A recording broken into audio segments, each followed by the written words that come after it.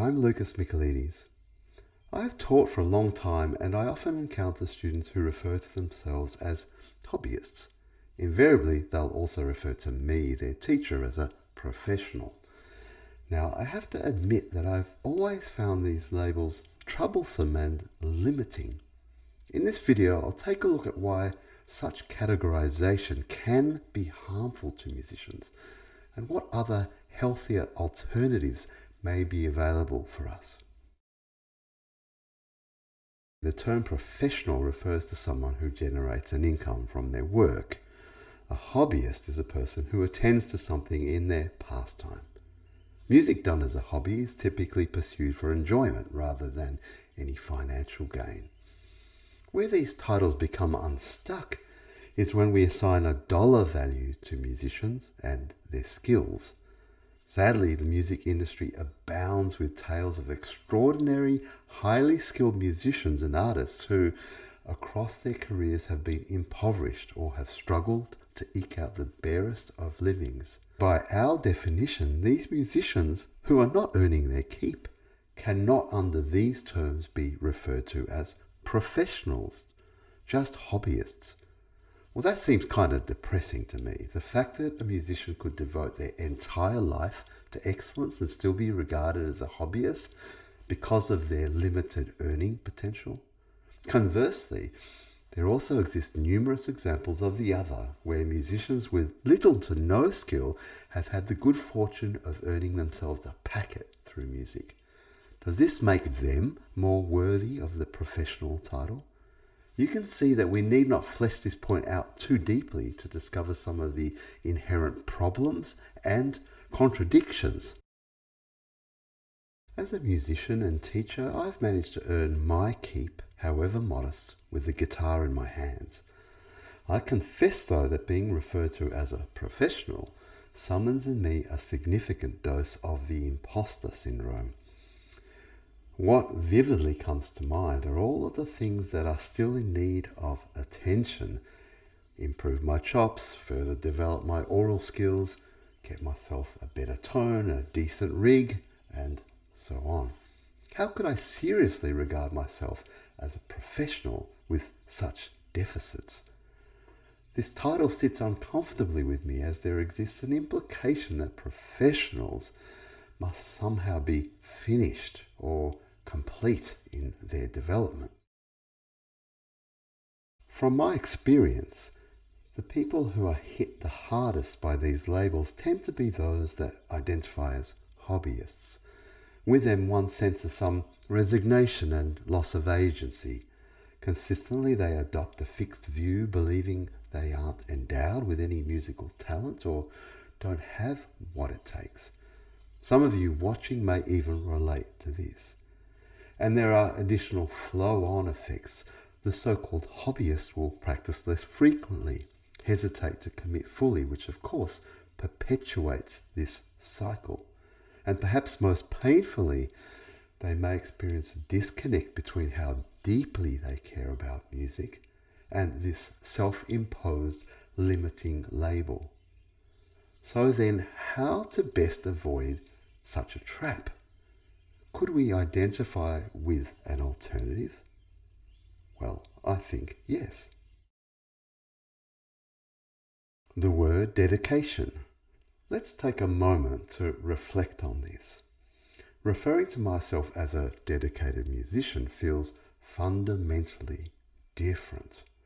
The focus shifts entirely from an externally driven imperative to an internal one.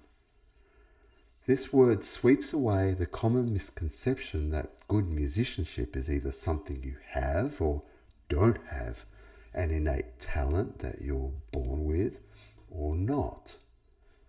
When we identify as dedicated, we start aligning with our favorite musicians, united by our shared commitment, not separated by labels. Also, a person can become dedicated almost immediately.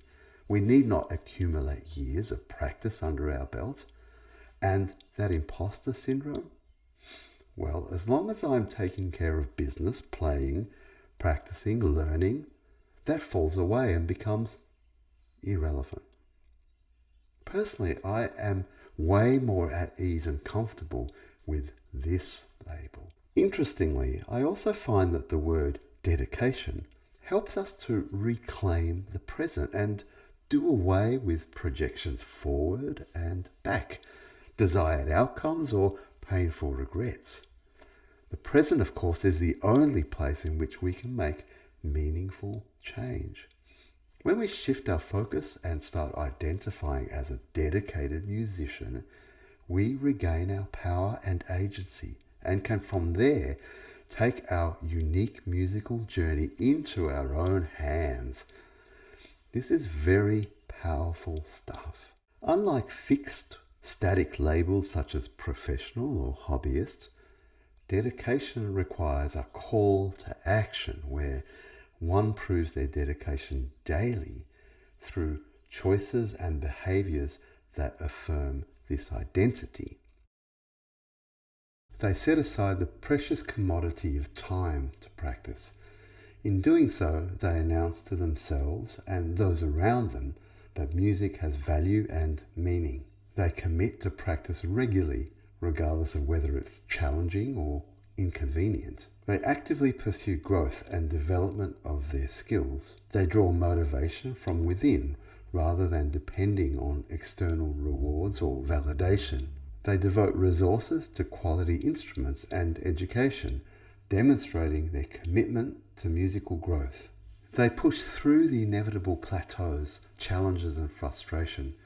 They inherently understand that although painful, temporary discomfort hurts far less than the prospect of not playing. So for those who can relate to this, I might suggest learning to reframe your point of reference and give some thought to what dedication means to you. The effect of dedication on my practice is that I am less preoccupied with outcome and focus instead on the pleasure and enjoyment of the process of playing. The delicious paradox, of course, is that the results always come faster when we are not chasing them. And from my perspective as a teacher, one of the most valuable things I can offer students is to help them understand the way in which labels, professional or hobbyist, can be limiting and detrimental to our musical growth. Encouraging students to identify themselves as dedicated is in some ways even more valuable than teaching the nuts and bolts of guitar playing or music theory.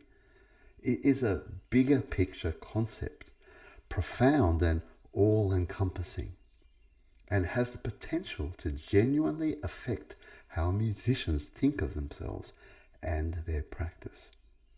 This shift can take a little time, but it is very sweet to witness the student becoming forever transformed in this way. I'm curious to know if this perspective on dedication has resonated with you. Leave your thoughts in the comments below, and if you have found value in this video, be sure to hit like and subscribe for more content that challenges conventional thinking about music practice. For those interested in my innovative approach to practice, check out the micro sessions at the Melbourne Guitar Lab website. Thanks so much for watching, and bye for now.